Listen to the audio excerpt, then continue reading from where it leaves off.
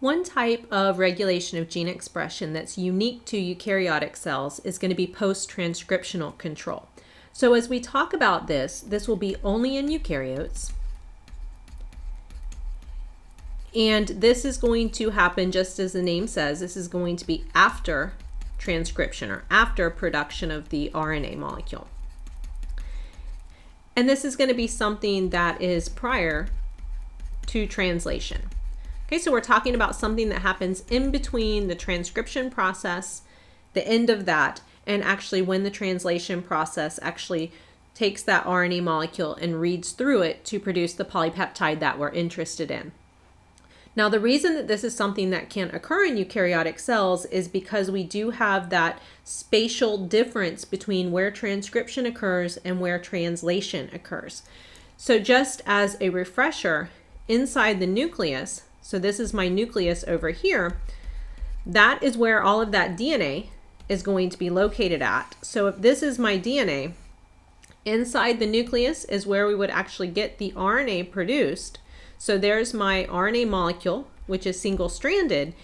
And then recall that the translation process is going to happen out here. So that would be a ribosome component, and translation would be inside the cytoplasm of the cell. So since we do have this difference in location where the transcription and the translation process is going to take place, we're going to be able to have this extra level of control, which again we're referring to as post-transcriptional control. So the post-transcriptional control that we're talking about here is going to take the transcript, which is the piece of RNA that's produced, and it's going to ultimately turn that into what we would call a mature mRNA. Okay, so there are several different steps that can take place that are going to help us to get from that transcript level to the mature mRNA level. One very important type of post-transcriptional control is what we call splicing. So here we have a look at this RNA molecule that was produced by the transcription process. And the different colored areas that you're seeing, the red versus the gray, these represent different regions of the RNA molecule. Some of them are what we call exons, and the exons I'm showing here in the red, and the gray ones are going to be what we call introns.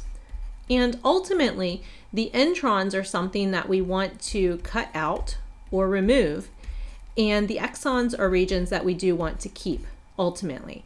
And if I just go through here and I number the exons, you can have a lot of different exons within a single RNA transcript. Here I'm showing 5, but you could have 50 of these or even more of these within a single RNA transcript. And so what the RNA splicing process is going to do is it's going to remove all of those gray pieces. And we're going to ultimately end up with a molecule which will be shorter because you've removed a lot of those from it. So if we just draw down here what we would end up with, we're going to end up with a molecule that's composed of just the exons that we have. So I'm just going to draw it all together here, and I'm going to put the numbers on top of them so that we can keep in mind that all of them are there. But in this case, I've got an RNA now that's made up of the 5 exons, which have been joined together. So we cut out and remove the introns. Now, one of the really significant things that can happen in eukaryotic cells through this splicing process is that we can get what we call alternative splicing.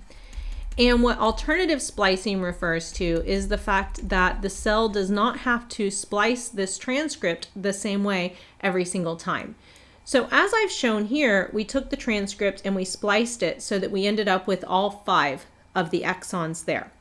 Well, sometimes the cell might splice that a little differently. So another option might be to take that RNA and actually splice it so that one of the exons is not there.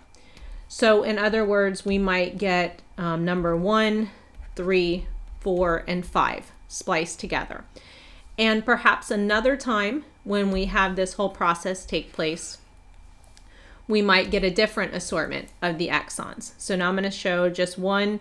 I'll put 2, 4, and 5. So notice that they are different. And if they're different sequences, which they would be, then we would expect that when these are actually used for translation, which would be the next step, that ultimately the protein we get produced is going to be a little bit different inside the cell because the instructions for making it are a little bit different. So alternative splicing is going to enable the cell to encode multiple proteins or make multiple proteins from really a single RNA transcript, and that would go back to a single gene. So we can take a single gene and actually make multiple polypeptides from it. Do want to emphasize that this is something that's taking place inside the nucleus. So this would be prior to the ribosome really having any access to the RNA molecules at all.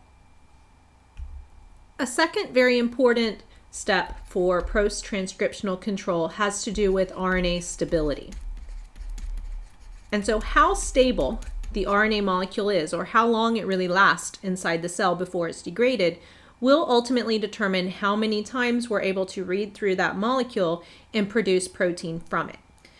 So there's a couple of different things that happen that do affect the stability of the molecule. One of them is that on the 5' end, we do have a cap that is added. And that 5' cap is a modified methylguanosine residue.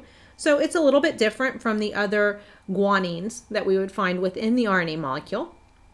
And then another thing that's added is that we do get a lot of extra A's on the 3' end, and that's what we refer to as the poly A tail. And so we do have modification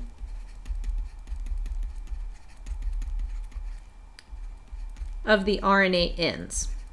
Okay, so we have the 5' cap and we have the 3' tail, and those are going to help improve RNA stability. But in addition to that, we do have other regions in the molecule that do affect this overall process. Now we can subdivide this RNA molecule, which at this point is just composed of exons, into different regions.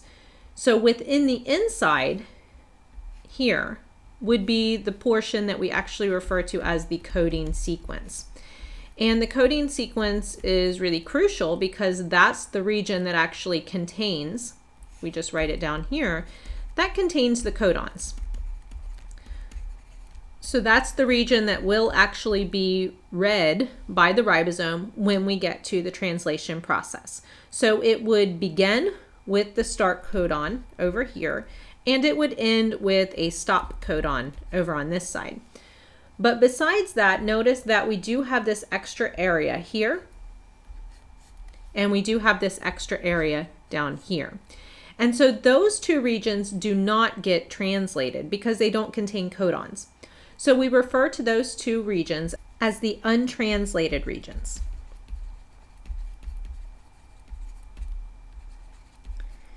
And notice there's two of them. We abbreviate this as the UTRs.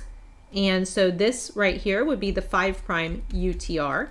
And then over here on this end, we have the 3' UTR. And those regions are going to be important for binding of other molecules. And specifically, we're going to have RNA binding proteins that will bind on the 5' UTR and the 3' UTR. And so these binding proteins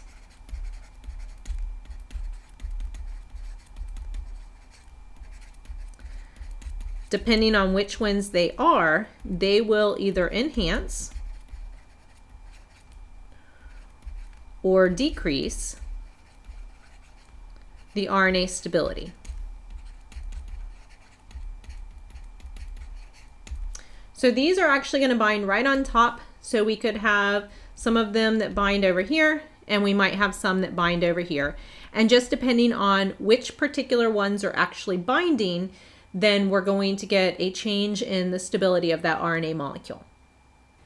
Besides the RNA binding proteins affecting RNA stability, we also have small RNAs, which are called microRNAs, that can affect the stability as well.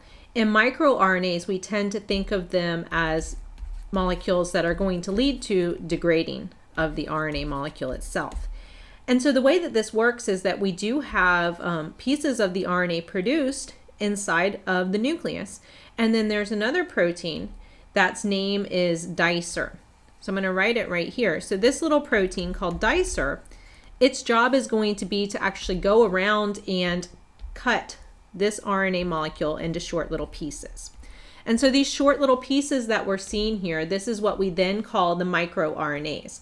So the microRNAs, they are relatively short. They're about 21 to 24 nucleotides long, so tiny little molecules. But what they do is that they do come over here and they bind to this RNA molecule itself. And when they bind, they bring with them another protein. And this other protein, or this complex that they're bringing with them, it's kind of attached to them in a way, this is going to be what we call RISC, or RISC, and this is RNA-induced silencing complex. So what that is going to do is it's going to lead to the degradation of that particular RNA molecule. And again, if the RNA molecule gets degraded, then we're not going to ultimately get the protein produced from it.